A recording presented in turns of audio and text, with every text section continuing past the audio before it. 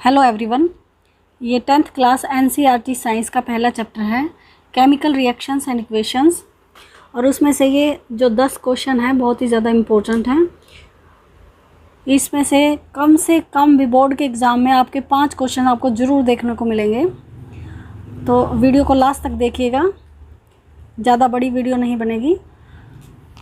First question है respiration is, और इसकी इक्वेशन ये बनती है C6H12O6 जो कि ग्लूकोज का फार्मूला है, plus 6O2 gives 6CO2 plus 6H2O and energy. यहाँ पे एनर्जी कहाँ है? प्रोडक्ट की साइड। प्रोडक्ट में एनर्जी रिलीज़ होती है। और वैसे भी ड्यूरिंग रेस्पिरेशन, अगर आप वैसे इसको फिज़िकली भी देख सकते हो, जब हम सांस छोड़ते हैं तो सांसें हमारी गर्म लगती है, तो उसमें थोड़ी सी उष्मा के रूप में एनर्जी होती है, हीट एनर्जी के फॉर्म में निकलती है। तो टाइप ऑफ रिएक्शन आपने बताना है। काफ़ी सारी टाइप्स हैं रिएक्शंस की आपकी बुक में, जैसे exothermic, endothermic, chemical reaction, photochemical reaction, displacement reaction, combination reaction. तो उनमें से ये बताना कौन सा। ऑप्शंस हैं एक्सोथर्मिक, जिसमें हीट निकलती है वो एक्सोथर्मिक। एक्सो मीन्स आउट, निकलना। एंडोथर्मिक, जिसमें हमें हीट देनी पड़े, सप्लाई करनी पड़े सिस्टम को। डिस्प्लेसमेंट, जब एक रिएक्टेंट दूसरे रिएक्टेंट को डिस्प्लेस कर देता है। कॉम्बिनेशन, जब 2 या 3 रिएक्टेंट मिलकर एक प्रोडक्ट, सिंगल प्रोडक्ट बनाते हैं। तो यहाँ पे जो कि मैंने पहले ही बता दिया, एनर्जी जो है निकल रही है, आउट हो रही है सिस्टम से, प्रोडक्ट की साइड एनर्जी है, तो ये रिएक्शन हमारी होगी exothermic reaction. Respiration is exothermic reaction. Important question है एग्ज़ाम के लिए, टर्म 1 में जो मल्टीपल चॉइस आपके आएंगे उसके पॉइंट ऑफ व्यू से ये बहुत ही इम्पोर्टेंट क्वेश्चन है। नेक्स्ट,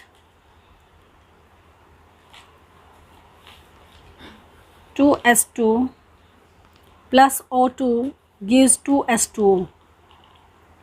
इसमें भी टाइप ऑफ द रिएक्शन बताना है। ये कैसी रिएक्शन है?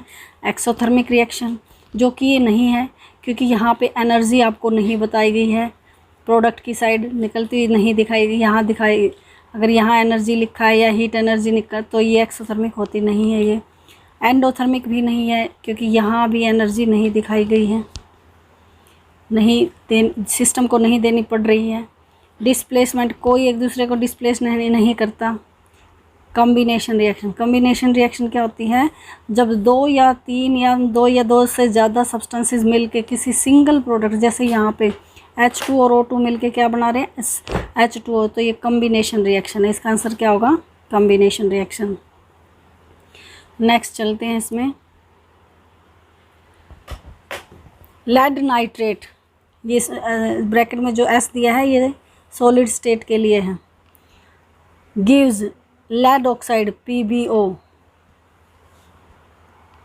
प्लस नाइट्रोजन ऑक्साइड डाइऑक्साइड, ये गैसियस फॉर्म में है, ये सॉलिड फॉर्म में है, और O2 देता है। मीन्स लेड नाइट्रेट डिकम्पोज होकर 3 प्रोडक्ट देता है। कौन कौन से? Lead oxide, nitrogen dioxide and oxygen. तो जब कोई एक सिंगल रिएक्टेंट 2 या 2 से अधिक प्रोडक्ट बनाए तो वो डिकम्पोजिशन रिएक्शन होती है। इसका आंसर क्या होगा? Decomposition reaction. Then which of the following reaction is endothermic. Endothermic means जो एनर्जी जो हमें देनी पड़ती है। तो इसके लिए रेस्पिरेशन, तो ऊपर जो क्वेश्चन आया रेस्पिरेशन तो एक्सोथर्मिक है, ये तो नहीं होगा। बर्निंग ऑफ कोल, आप देखते हो जब कोयला जलता है तो हीट निकलती है, ये भी ऑप्शन नहीं है। Decomposition of vegetable waste into compost, जब डिकम्पोज होता है तो काफ़ी सारी हीट निकलती है, सड़ता है, गलता है पदार्थ, तो आप भी देखते हो, ये भी नहीं है। तो फोर्थ है decomposition of the calcium carbonate into quicklime and calcium oxide. और इसके लिए इक्वेशन जो होगी ये आपने बुक में भी देखी होगी, CaCO3 गिव्स, जब ये टूट जाता है तो 2 चीज़ें देता है, CaO, इसको यहाँ लिख लेते हैं इस तरह से, CaCO3 गिव्स, और यहाँ पे हीट का एक निशान होता है। ये डेल्टा जो है किसके लिए है? कि हमें इसको गर्म करना है, हीट, और ये टेम्परेचर काफ़ी ज़्यादा होता है कितने टेम्परेचर तक, करीब 1273 केल्विन तक इसको गर्म करना होता है। तो ये जो है CaCO3 ये कैल्शियम कार्बोनेट है, इसकी डिकम्पोजिशन हो जाएगी CaO प्लस CO2 में, कार्बन डाइऑक्साइड एंड, ये तो बताया भी है इसमें कैल्शियम ऑक्साइड एंड क्विकलाइम, इसको क्विकलाइम बोलते हैं, इसको कार्बन डाइऑक्साइड बोलते हैं। लेकिन इसको कब होता है ये ऐसा डिकम्पोजिशन, जब इसको हम हीट देते हैं। तो हीट अगर देनी पड़ रही है सिस्टम को, बाहर से हम सप्लाई करते हैं, तो ये कैसी रिएक्शन होती है, एंडोथर्मिक। हीट निकलती है तो एक्सो, देनी है तो एंडो।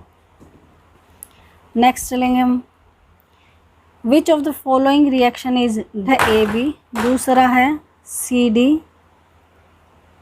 तो इनमें से अगर A C की जगह आ जाए, C A की जगह आ जाए, अगर ये बन जाए हमारे पास CB plus AD, CB plus AD means एक दूसरे को रिप्लेस करें, एक दूसरे एक्सचेंज करें। तो इस हिसाब से अगर हम देखते हैं तो ये रिएक्शन फिट बैठती है इसमें। NaBA की जगह आ जाएगा सोडियम, और बैरियम सोडियम की जगह, तो ये NaCl सोडियम क्लोराइड और बैरियम सल्फेट बन जाएगा। नेक्स्ट क्वेश्चन है, exposure of silver chloride to sunlight for a longer period turns grey due to. जब हम सिल्वर क्लोराइड को काफ़ी देर तक सनलाइट में रखते हैं तो ब्लैक निशान से हो जाते हैं सिल्वर के कारण, ग्रे कलर का हो जाता है। ये जो सिल्वर क्लोराइड है इसका कलर ग्रे हो जाता है। तो किसकी वजह से होता है ये होता है सिल्वर क्लोराइड के डिकम्पोजिशन की वजह से। और इसके लिए रिएक्शन होगा AgCl, यहाँ पे सनलाइट HNO लिखते हैं सनलाइट को, या सनलाइट भी लिख सकते हो। तो ये चेंज हो जाएगा सिल्वर में और क्लोरीन में, और जो ग्रे कलर होता है साइनिंग कलर, वो सिल्वर के कारण होता है।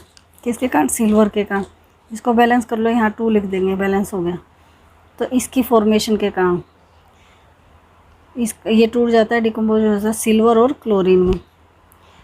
तो इसके लिए फर्स्ट ऑप्शन सही है, formation of silver due to the decomposition of silver chloride.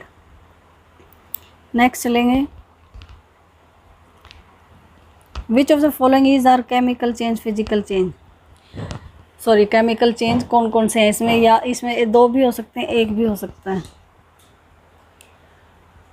तो सबसे पहले ये समझ लेते हैं केमिकल चेंज होता क्या है। केमिकल चेंज वो होता है जिस चेंज में कोई नया सब्सटेंस मिले, प्रोडक्ट में कोई हमें नई चीज़ देखने को मिलती है। जैसे इसका कॉमन सा एग्जांपल है, दूध से दही जब बनाते हैं तो दही बिल्कुल अलग होता है, उसकी प्रॉपर्टीज़ अलग होती हैं, दूध की अलग होती हैं। दही में लैक्टिक एसिड होता है जबकि दूध में लैक्टोज होता है। तो उसी तरह अगर नई चीज़ बनती है वो तो केमिकल रिएक्शन। तो इसमें से फ्रीजिंग ऑफ वाटर, हम बेशक से उसको वाटर को फ्रीज़ कर दें लेकिन बर्फ़ के रूप में रहता है वो, अब भी पानी ही है, H2O ही रहेगा, कोई नई चीज़ नहीं बनेगी। लिक्विफेक्शन ऑफ गैसेस, गैस जब गैसेस के ऊपर जब हम प्रेशर अप्लाई करेंगे तो लिक्विड गैस में बदल जाएंगी, गैस जो है लिक्विड में हो जाएगा। तो इसमें भी कोई नया पदार्थ नहीं बनता है, तो दोनों ऑप्शन गलत हैं। बर्निंग ऑफ कोल, जब कोयला जलाते हैं तो ये इसमें जो कार्बन होता है C+O2 के साथ CO2 बना लेता है, CO2, तो इसमें नई चीज़ बनती है, ये ऑप्शन ठीक है। नेक्स्ट देते हैं burning of magnesium ribbon in air. इसी तरह मैग्नीशियम रिबन का जो है इसको हम बर्न करते हैं ऑक्सीजन के साथ मिलकर, ये क्या बना लेता है, मैग्नीशियम ऑक्साइड। क्या बना लेता है, मैग्नीशियम ऑक्साइड। तो यहाँ पे भी नई चीज़ बन रही है और यहाँ पे भी नहीं, दोनों ही क्या है, ये केमिकल चेंजेस। तो आपके ऑप्शन, आपके आंसर ये रहेंगे C and D। इसी तरह हमारा नेक्स्ट क्वेश्चन है, which of the following is are physical change. Is और आर जो यहाँ है तो इसका मतलब 1 भी हो सकता है, 2 भी हो सकते हैं इनमें से आंसर। तो फ्रीजिंग ऑफ वाटर का जमना मीन्स ये एक फिजिकल चेंज है, कोई नई चीज़ इसमें नहीं बनती है। केमिकल चेंज का अपोजिट, जिसमें कोई नया सब्सटेंस ना बने, उसकी सिर्फ स्टेट चेंज हो, कलर चेंज हो, तो वो क्या होता है, फिजिकल चेंज। तो फ्रीजिंग ऑफ वाटर क्या है, फिजिकल चेंज है। बॉइलिंग ऑफ वाटर, भाप जब बनती है पानी से तो पानी ही रहता है वो भी, और ये जो है फिजिकल चेंज है। Burning of burning of coal and burning of magnesium, ये क्योंकि ये ऊपर ही किए हमने, ये केमिकल है तो ये फिजिकल नहीं होंगे, तो फिजिकल हमारे 2 हैं, ये 2 ऑप्शन ठीक होंगे, ऊपर वाले 2। नेक्स्ट चलते हैं।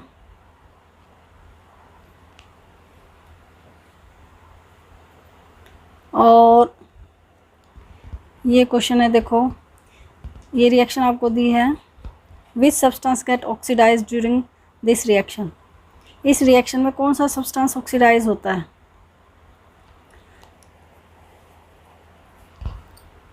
ऑक्सीडेशन का मतलब क्या होता है? ऑक्सीडाइज होना। ऑक्सीडाइज होने का मतलब होता है ऑक्सीजन का जुड़ना। Addition of oxygen is called oxidation and removal of oxygen is called reduction. तो पहले ऑक्सीजन किसके साथ थी? कॉपर के साथ, CuO, कॉपर के साथ।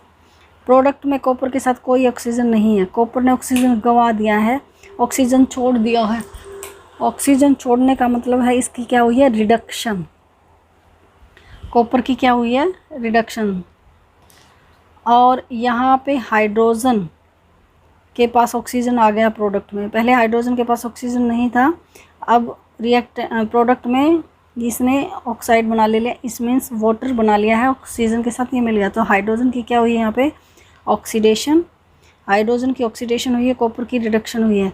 तो जवाब में क्या पूछा है? ऑक्सीडेशन पूछी है, कौन ऑक्सीडाइज हुआ? तो आपका आंसर क्या होना चाहिए? हाइड्रोजन।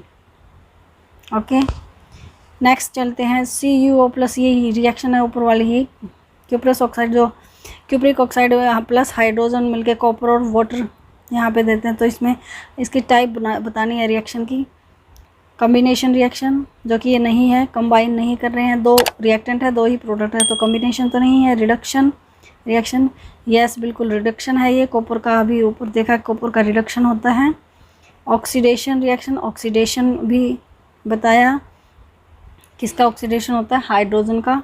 तो दोनों ही है, ऑक्सीडेशन और रिडक्शन।